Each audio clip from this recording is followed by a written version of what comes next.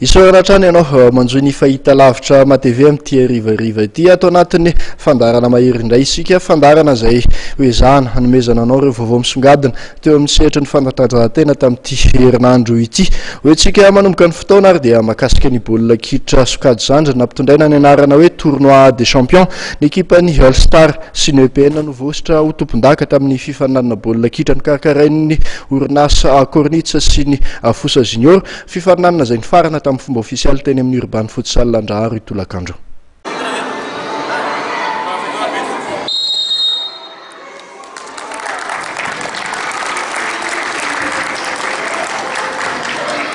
Taorin'ny fandakana tiro but telo roa nandrombahan'ny ekipan'ny EPN miakanjo mavo ny anarana mahatompon-daka ho an'ny sokajy U15 tamin'ny famaranan'ny fifaninanana baolina kitra ny karakarain'ny orinasa Cornitsa sy ny Fossa Junior sy teny amin'ny Urban Futsal Landraharo Itolakandro io. Ekipan'ny FC Favisa moa no resin'izy ireo tamin'izany. Nandritra ny feptaona ara-dalàna dia nisaraka ady sala ray noray ny rotota. Larana fahatelo kosa ny ekipan'ny Red Star rehefa nandesiny ekipa voafantana ho an'ny U15 teo amin'ny Lalofedy toerana. Ny aloha izay ho an'ny sokajy U13 dia nazava ny fandresena azon'ny ekipan'ny All Star miakanjo maitso nanoloana ny ekipan'ny FC Varatra tamin'ny isa 4-2.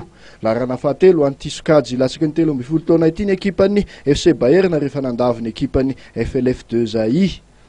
Mariana fa taorian'ny dinga amin'ny fifanitsanana natao teny amin'ny kianjan'ny Larbi ny folo ka hatramin'ny 4 ny volana Aogositra lasa teo dia ekipa folo isa-tsokajy no niatrika ny dinga amin'ny famaranana teny amin'ny Urban Futsal Landraharo tamin'ity faran'ny herinandro ity.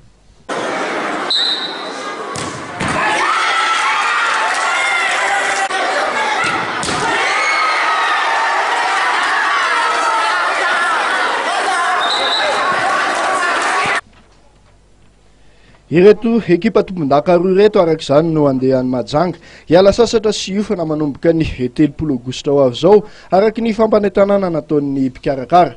Teo mpanolorana ireo amboara sy fakasikanana isan-karazany moa dia velom-pisaorana ireo ankizy mpandray anjara ny tompon'andraikitra ao amin'ny Cornitsa. Nanambara ary izy ireo fa manan-talenta ny ankizy malagasy fa mila fanohanany ny tsirairay.